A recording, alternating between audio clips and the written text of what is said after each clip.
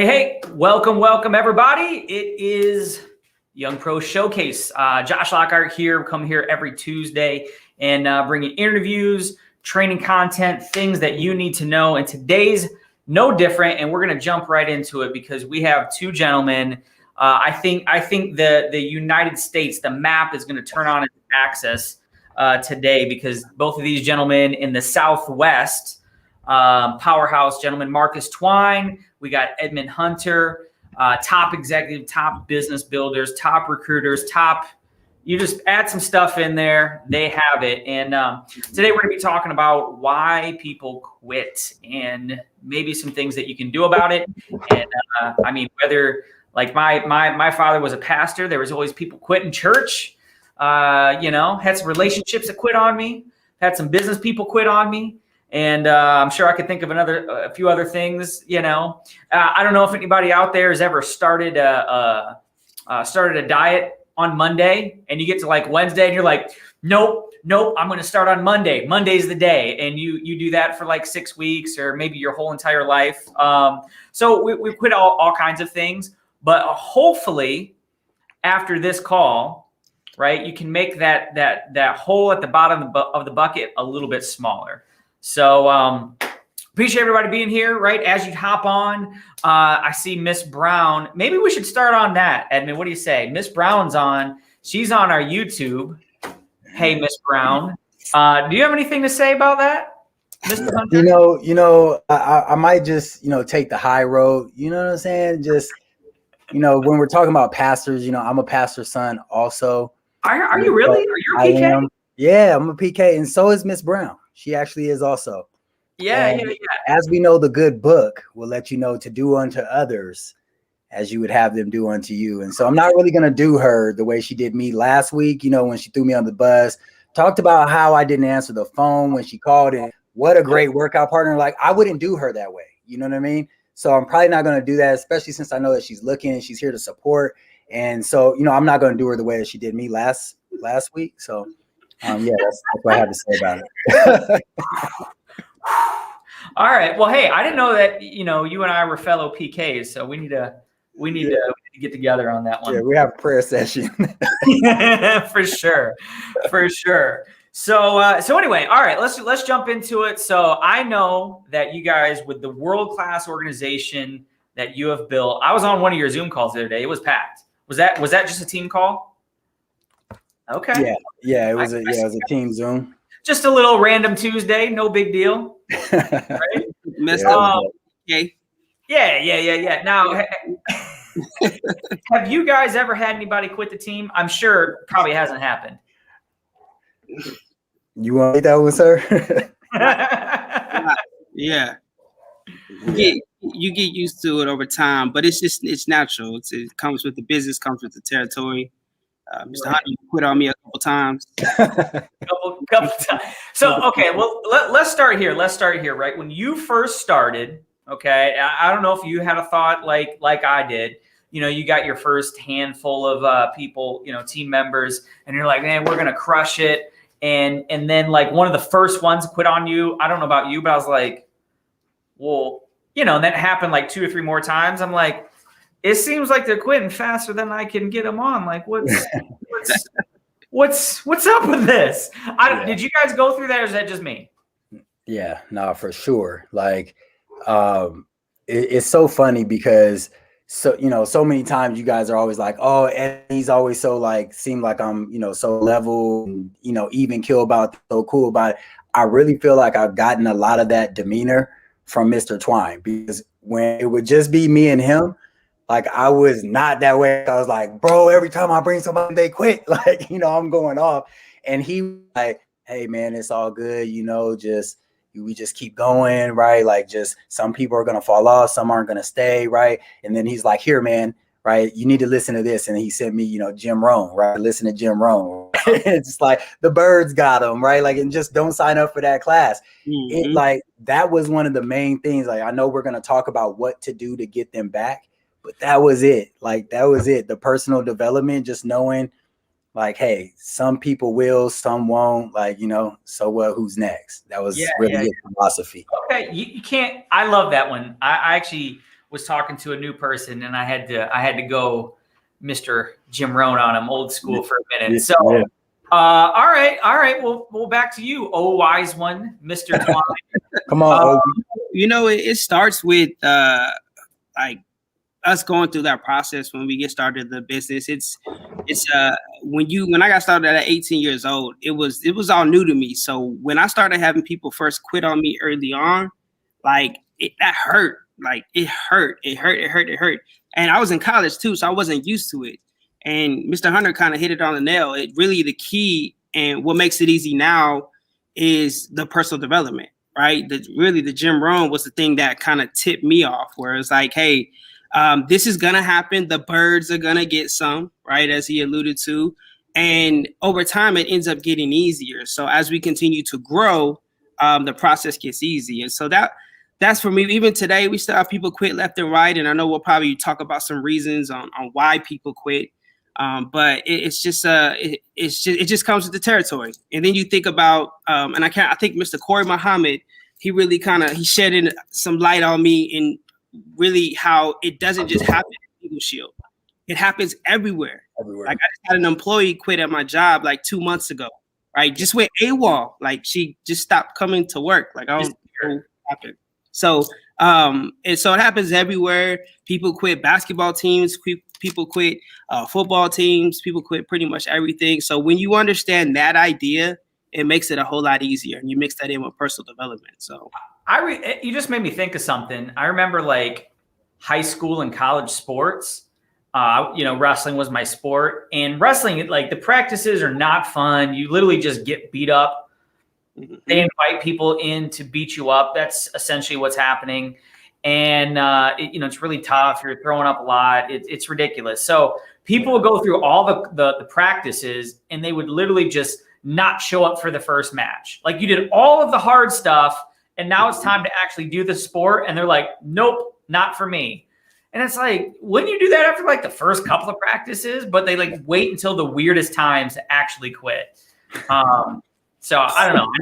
I never got that one. That was a weird one to me. But so anyway, for anybody, I'm going to let you handle this one, Marcus, since Edmond gave you the credit, right? Could you give us some of that Jim Rohn, if you can recall what he said? I think that'd be helpful for folks if you have it in you. Yeah. So obviously you said the birds are going to get some. I can't remember the philosophies off the top of my head. It's the setting of the cell, kind of speaking to that idea. And man, it's been a minute. I got to go back and listen to some Jim Rohn. But yeah, okay. I didn't mean to put you on the spot. I apologize. So, what was it? Jim Rohn, Building Your Network Marketing Business, and he was drawing a parallel to the Bible. He was talking about the story of the sower and the seeds. And I said, I'm going to mess it up, but some of them fell on rocky ground. They didn't take. Some of them they took, but the thorns came in, choked them out. Right? Haters got them. And then the birds got them. It's like, where'd they go? The birds. I have no idea. Where did the birds go? Where did they come from? Who knows? Right. And then only a few of them landed on good soil. Right. So I do like that though. The birds. Yeah, ratio. Now that I'm thinking about it, it's all coming back now. The ratio, as you talk to 10 people, and you get 3, right? Your ratio is 30%. As you continue to do presentations, you get better over time, right? Yeah. So I remember talking about the ratio, but it's on YouTube. So go to YouTube. We used to listen to that religiously back in the day. Like that really made all the difference.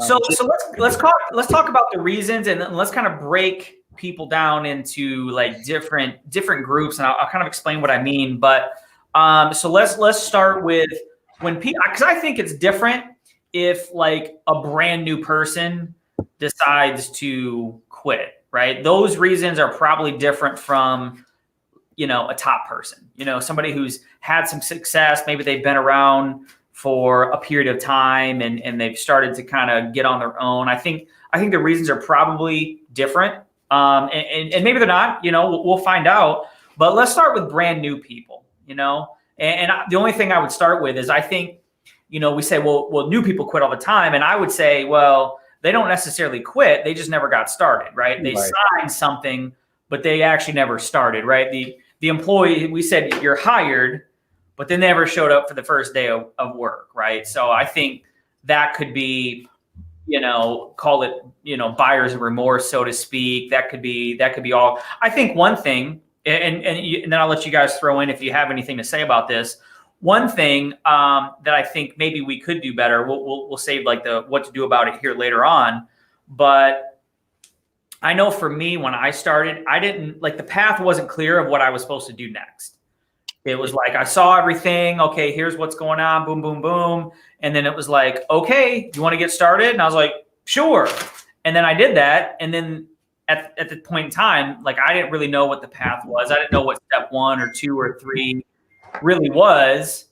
You know what I mean? So it was like, well, I'll get to that thing whenever I get to it. In my mind, it wasn't like I had signed something, but I didn't actually start, right? So I think maybe as, people who are recruiting teams and stuff, we could probably do a better job of on the front end laying out, hey, this is what this is going to look like. And here's, step 1, 2, 3, what you can expect. Because if you know what the first step is, you can at least take the first one.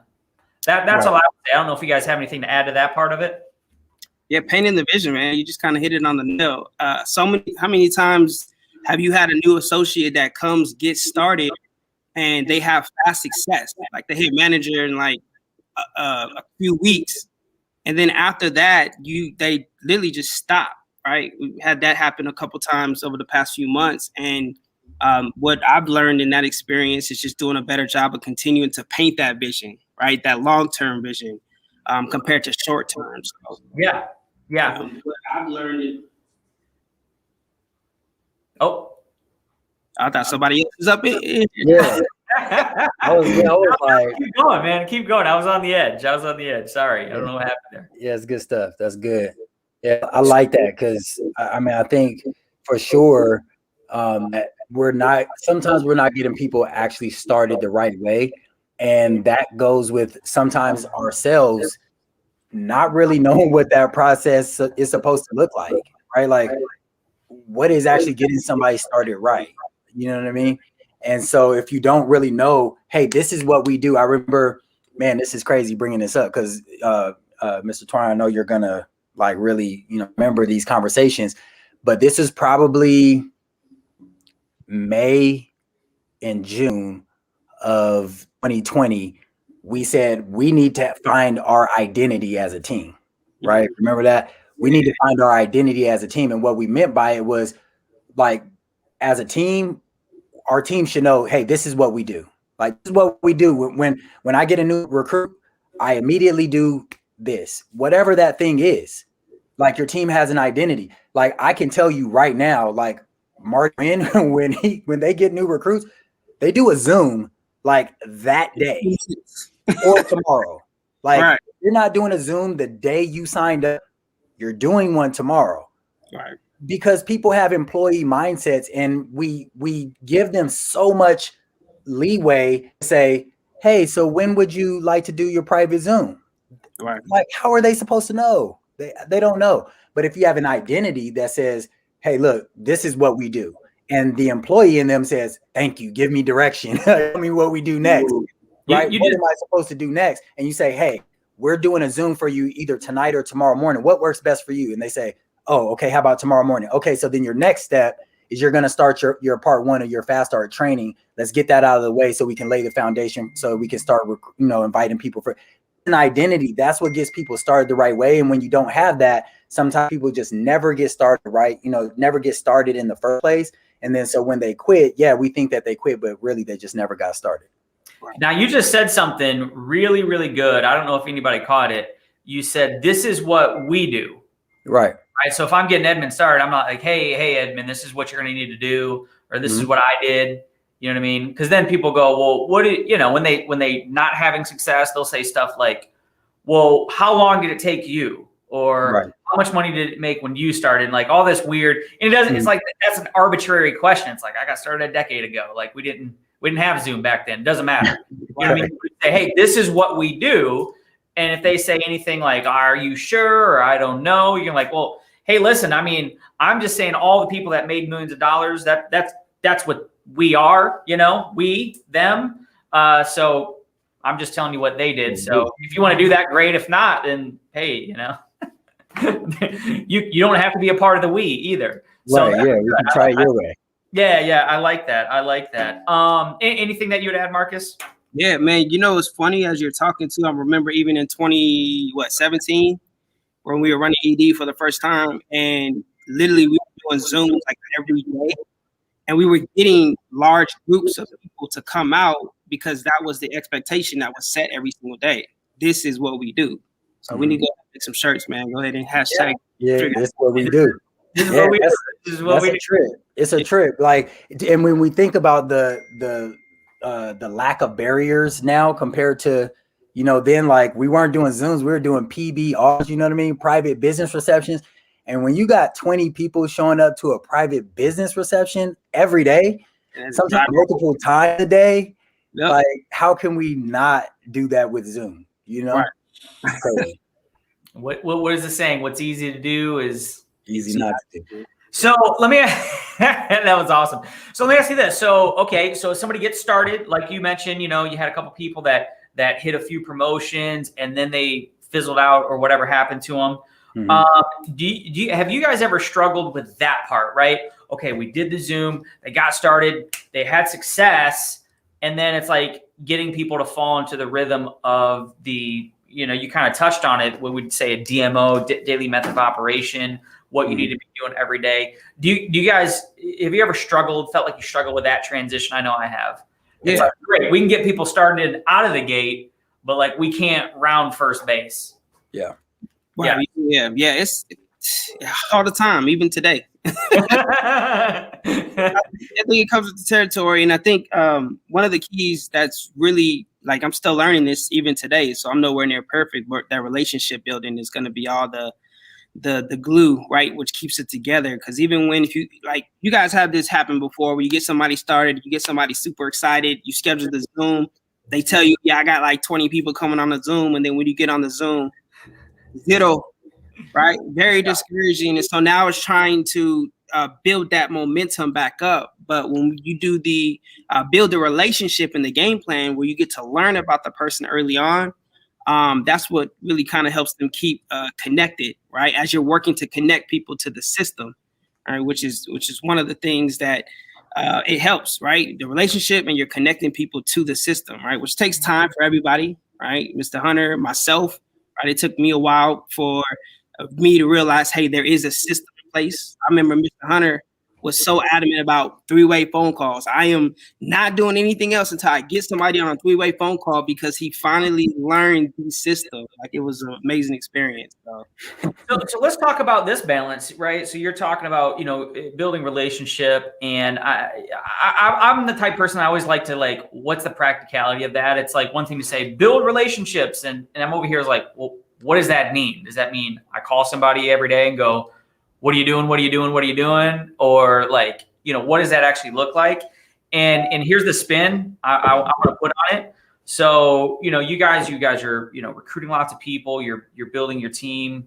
I mean, you got a bunch of people moving through that organization. And personally, Edmond, I mean, you've had a great year, a top recruiter. One thing I always had a hard time with the balance is when I wasn't a top recruiter, I'd have like one or two people, and I'm just like, I'm going to build the best relationship, and I'm going to, like, just do everything for them. And I'd literally smother them, and they'd be like, just get away from me. You know what I mean? And then on the other side of that, when I was a top recruiter, I would literally, and this may be transparent, I would literally just forget people existed, because I was just doing so much and personally just on the grind so much that I'd be like, oh man, I just recruited that person 2 weeks ago. I literally just forgot they exist on the planet. You know what I mean? Edmond's laughing. That happened, huh? Yeah, yeah, without a doubt. Like, I definitely was like, I need to find this happy medium, right? Like, yeah. I mean, you and I had that conversation. Me and Mr. Twine had that conversation. I was for sure like, there's so many people that I felt as though I was even neglecting the leaders that I had started to develop, right? And realizing that they still needed my presence there. Like, I couldn't just turn them loose. Even when I got to a certain place in my own business at a certain period in time, I was like, hold on, Marcus, where you going, dude? Like, I still need you, bro. Like, you know, even though it felt like, hey man, you've been around for a few years, you know what I mean? You got this. But I was like, no. Like, I still, you know, and so in recruiting a lot of people, there was also that part too, where it's like the people that I was building the relationship with, right? It was like I didn't have the same amount of time, even with them, to continue to build that relationship. So it is kind of finding that balance, so that, you know, it's something where, you know, you have your own, like, you know, identity that I was talking about, right? Like, this is what I do. I get, you know, new people, and this is how I start to, like, what does building a relationship mean to me? Right. And that's important, because it doesn't always mean, yes, you're going to know everybody's, you know, their kids and this and that. But one thing that Mike Humes always talks about is he's looking for 4, you know, 5 people every single year that he learns their kids' names, what the, you know, their living room carpet looks like. Right. Like that's meaning now an intimate relationship. Like, I know this person, like, you know, Mr. Twine, I know his kids, I know his wife, like, you know, we have now a friendship, right? So it's building that type of a relationship, because that's how you get people to stay long term. I know what Edmond looks like without a shirt on. Is that count? We have a relationship. Inside joke, but you know, basically the joke is someone showed up on a Zoom without a shirt on and made the ladies blush. I'm just gonna say it. That's what happened. Oh God. That's silly. So okay, so what are there some things that you guys do to build relationship with your team? Is it you have something in your schedule? Is it you calls? Is it getting together? Like, what are some things that you guys do that you believe that's helped to do that? Yeah. You want to speak to that?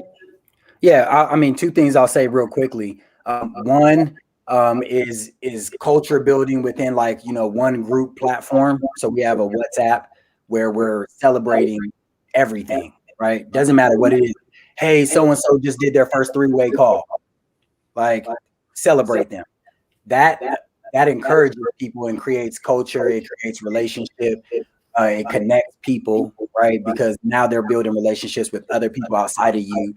And then we have also, like, not only, like, you know, team calls, you know, for ourselves, for our team, but then we also have like a mastermind group. So that's also for select people that are actually looking to take the next step. And so that's where then we can just kind of be, you know, let your hair down, so to speak, right? Just kind of speak plainly. Hey, it doesn't have to be suit and tie. Talk to me, what's going on. Pretty much. Okay, so let me ask you. This is just kind of something that we deal with, right? Because we have several Telegram groups. With WhatsApp, and this is sort of off topic, I suppose. With WhatsApp, same thing as like Telegram. It's like those are both apps that are fantastic to do what they do, but like people only check them if there's a reason to check them. They're not going on there in their daily, like Facebook or whatever else. Is that something that you kind of noticed? Yep. It's like you get the few people that like always check it, and then some people you just haven't seen them forever. Yeah. 80-20%. So like what, like 120 WhatsApp, but then if you look at the little memo thing when you post something, you can check and it's maybe 15-20 people are looking at it on a day-to-day basis. Yeah. It's just to a place of giving people a reason. Mr. Hunter knows, like, we try to strategize and look at different reasons for people to look at the WhatsApp. And so what I've noticed here is when there's a lot of activity going on in the WhatsApp on a day-to-day basis, more people are looking because they're like, yo, like that's notification. Yeah, like when we had over 30 people on the Zoom that you were on, sir, like I noticed some people started to chime in that haven't chimed in like a long time. So just giving people a reason to look at it on a day-to-day basis and being consistent, because that's been our challenge, is we'll fall off and our WhatsApp is like, whoo, like dead. Yeah. I've run my own team page for a bunch of years and definitely noticed that. And that leads me to the other side of thing. Let's talk about, people who've been around that quit or whatever. And I had some notes here. And one of the things, kind of 2 different things, right? One would be character. Okay. Character in the sense of, being a good person, but like more so of like doing what you said you're going to do. You know what I mean? So if I can count on Marcus, like every time if he says he's going to, without exception, I mean, no one's 100%, but if he says, hey, I'll be there on the 3-way call, or I'll be there for this, like he shows up, you know what I mean? The other would be reliable. Like, do I have an environment that's reliable? Meaning, you know what I mean? Hey, are our commission checks gonna, hit tomorrow when they said they're gonna be? Of course. You know what I mean? This system that we're talking about, can I bank on it? You know what I mean? If I do the Zoom, are the mechanics of it gonna work? Are the people gonna show up and be there?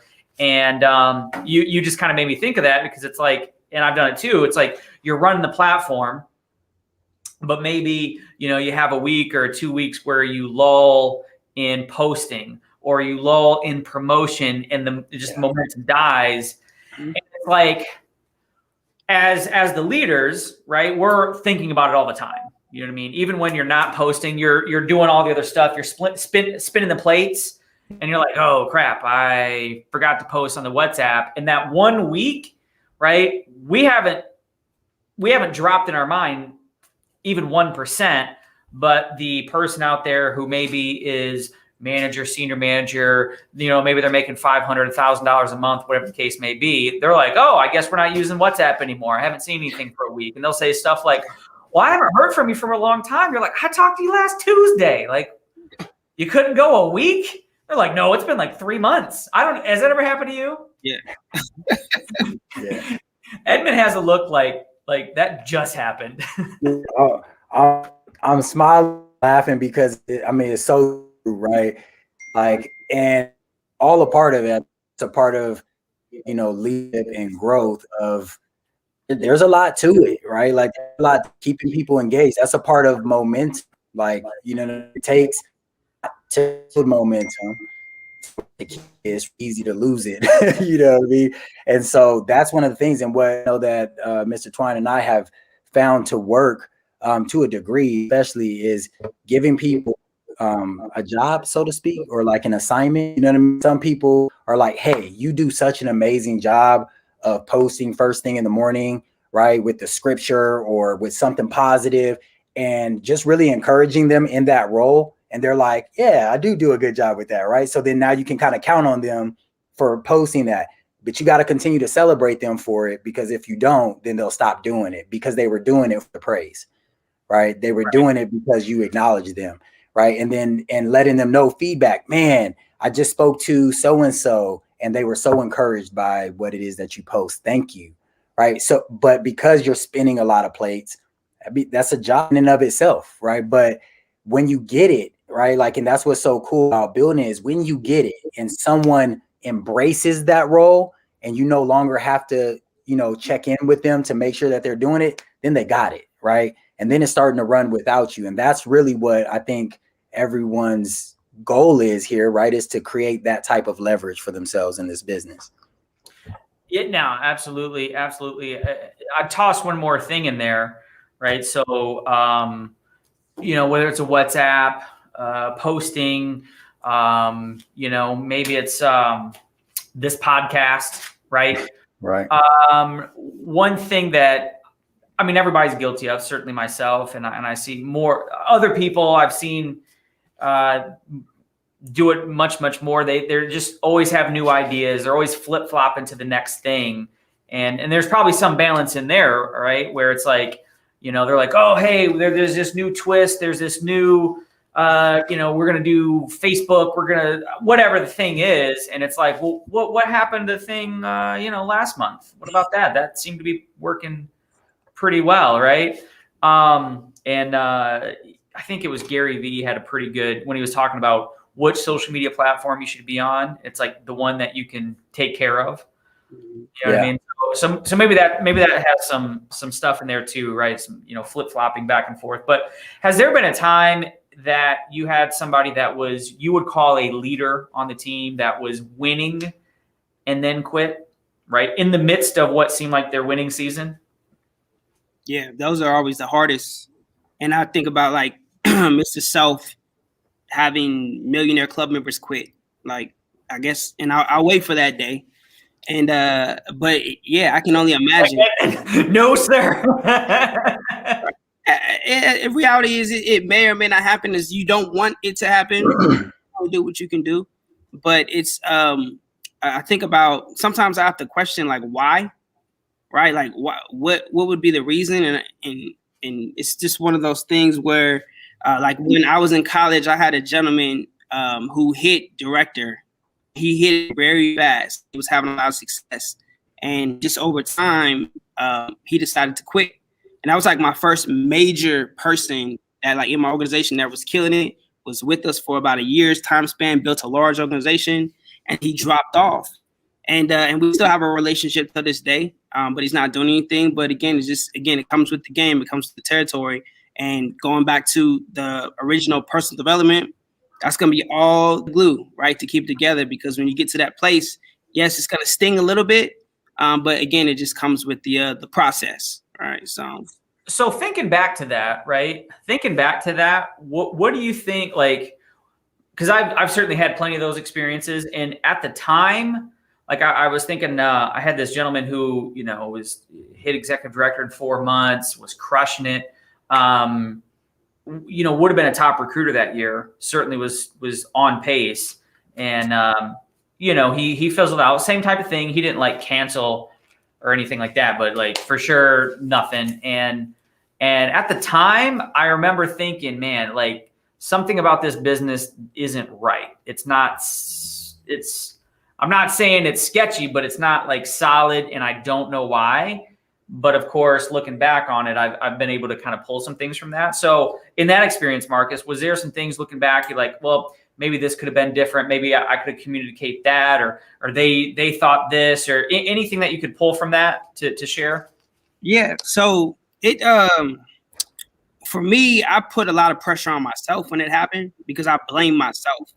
And so I had to tell myself, like, hey, what could I have done better? Because obviously this young man, he was a college student. So like he made a lot of money in a short period of time. And what I've learned through that experience is to do a better job of, and going back to, again, the other point is painting the vision. He was for that right now money, right? And he was having fun. And when things started to shift, right, he started to get a few cancellations. He had a couple people quit on him, and he wasn't focused on personal development. Obviously it was me, my responsibility as a leader to paint that vision and say, listen, outside of the money, we have to focus on getting better ourselves. We have to focus on growing, right? Outside of the money, we have to focus on developing relationships. Outside of the money, we got to focus on staying plugged into the system and focusing on developing other people. And so through that, and again, you're still going to have it. It comes with the territory, but those are the few things that I've learned from that particular experience. Yeah. Edmond, you have anything like that happen before? Not to that degree, but yeah, many times, people that you saw crazy potential in, or just people, they hit manager in a week, or, they have Zooms or whatever it is, this past year, tons of people on the Zoom, whatever it may be, especially during this pandemic, right? Like there was so many life events that happened where there were people that was like, oh my goodness, if they just stuck with it, you know what I mean? If they just stuck with it, without a doubt, like this person has ED potential, and then they just stop, right? They just stop. And the whole bigger picture of it for me was, yes, finding more people like you, right, that are like you, because I think a little part of you has to be kind of crazy, right, to go through all the stuff we go through. A little piece of you got to be a little nuts, right? Because I mean, we take rejection over and over and over again, and we are like, okay, I'm going to do this now even faster, right? I'm like, that takes a lot, because most people are not that way, right? We have a flyer right now with Mr. Mike Humes on it, and that says like 1%, right? Like you got to do the stuff that 99% of other people will not do. So I mean, it's tough, but when you think about it that way in this broad spectrum, you realize that we're that 1%.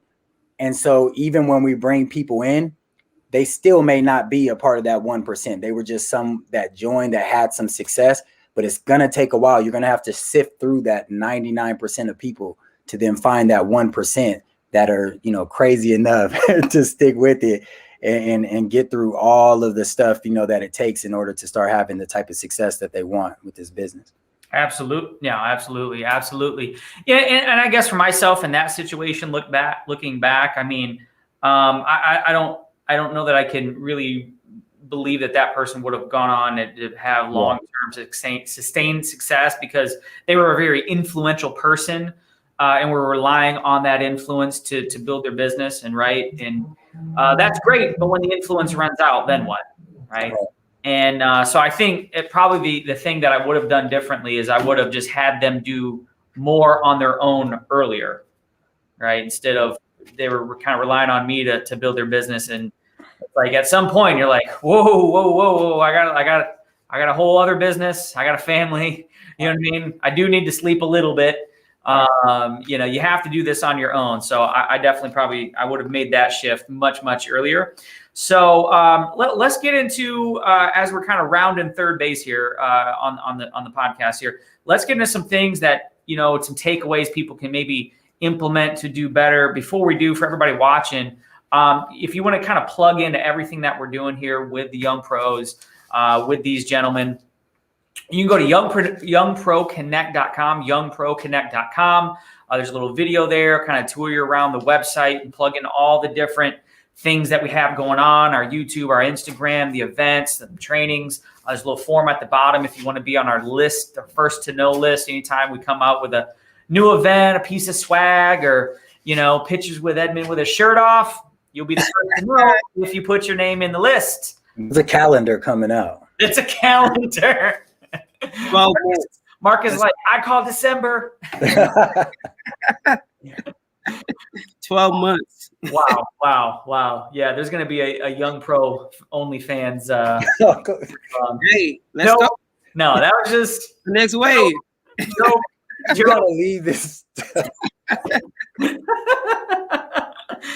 Yeah. Anyway, moving right along. Just a couple of pastors' kids and good boys. Right. You know, we're just talking young pros. Right. So anyway, so there's some things that people can do and think about, right? Whether it be with new people, we've kind of mentioned a couple things. So any tips, right? That somebody's like, okay, you know what, you know, the next time I get the momentum, or with my next associates that I'm working with, what are some things to be thinking about or doing just to make that relationship more sticky, to help that person have success and ideally, you know, stay around long term and have big success. So anything that you guys would add to that? Yeah. So I would start with building culture. So, and I think we kind of laid out all the answers here on this podcast. Building culture, find a platform to build culture. Now, hopefully, preferably, we can get back to a place where we are meeting in person, right? Which I think makes more of a difference because we can connect on a different level.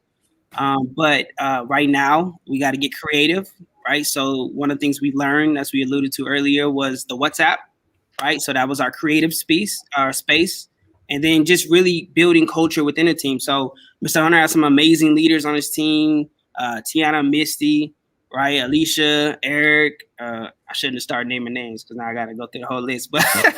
But we definitely been able to develop a relationship with these incoming leaders who you will hear their names soon enough, right? James Jones, Tommy Clardy, right? You're going to hear their names soon enough. And so developing those relationships is going to make all the key.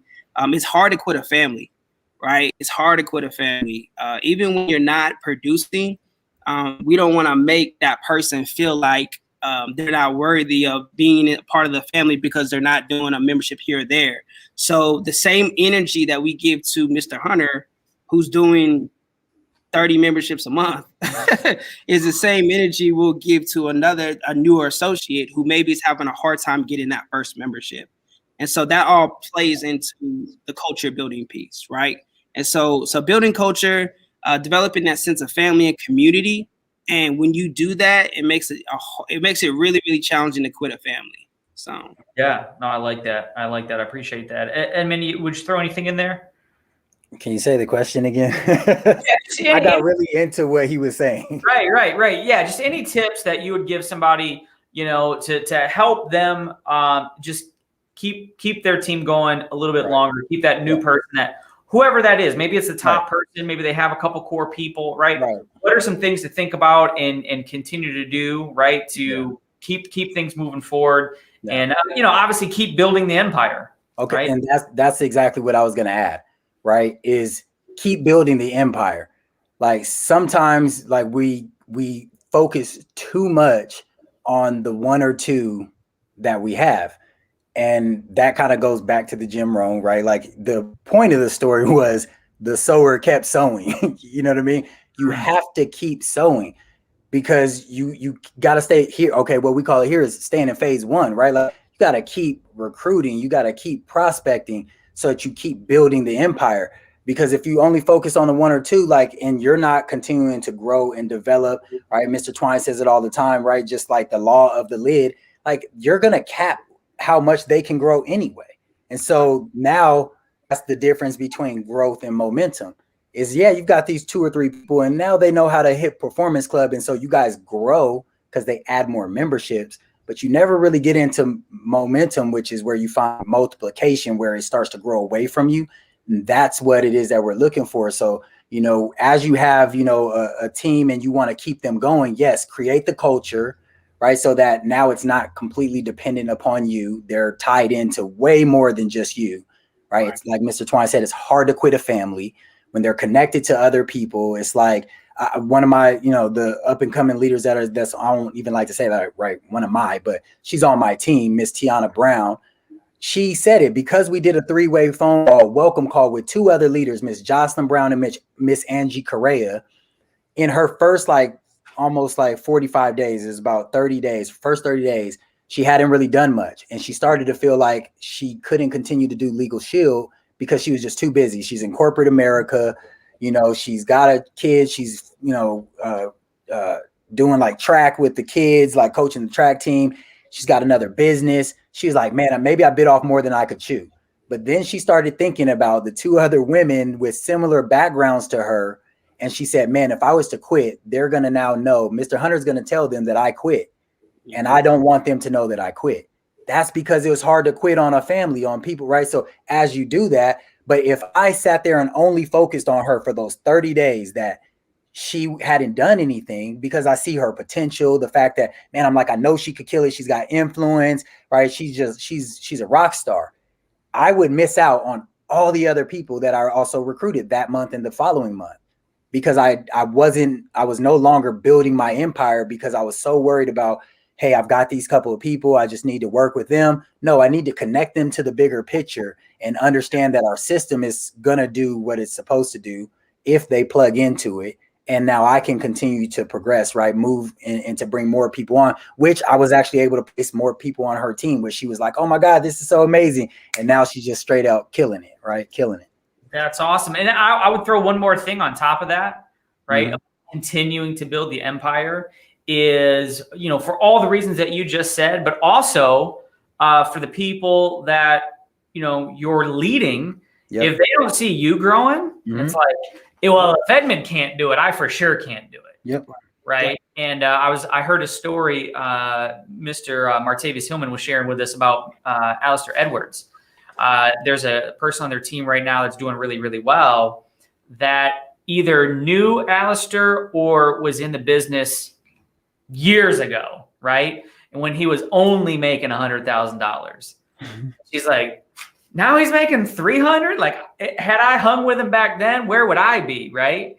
And, I've experienced some of that, right? Where people are like, man, every time I see you, you're on a trip, or, I keep seeing this, I keep seeing that. I had this guy reach out to me on Instagram a while back. It took me the longest time to figure out how I knew him, but he was somebody I talked to about the business 5 years ago. And he literally messaged me on Instagram and he says, I've been watching you for 5 years. Whatever you're currently doing, if it's still Legal Shield, whatever it is, I want to do it too. Can we talk? So, you got to keep growing for your own sake, but for the people that you're leading. So before we wrap up, anybody have any final thoughts or anything that we missed here? Yeah, I would add to that too, just to kind of center all the good stuff that's being shared, is that newness. I think Mr. Hunter does an amazing job doing this, but constantly adding that newness to the business every single month. And if you don't have any newness, you slow down your momentum. So the team needs to see new names, new faces, new level up promotions, new managers, new senior directors, but being consistent with adding the newness is going to make all the difference. And so, yeah. Yeah, I like that. And if you want to see some newness, go to youngproconnect.com. We got some newness coming at you tomorrow night. But no, that was awesome. So a couple notes I have here from what we talked about, right? You have to create a reliable environment, you know, as the leader, reliable environment. You have to have good character, right? Follow through, show up when you say you're going to show up. Let's see, don't flip flop, right? You can't be, oh, today we're doing this, tomorrow we're doing that. Build culture, right? Find mechanics and systems and different things that you can do to build that culture. Especially, you got to get creative in today's environment, and always be competing to get to the next level and build your empire. And so with that said, guys, appreciate everybody hanging out with us. We'll be back next Tuesday.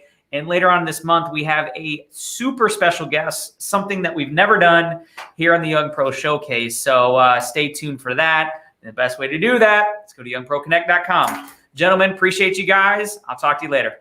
All right, appreciate you.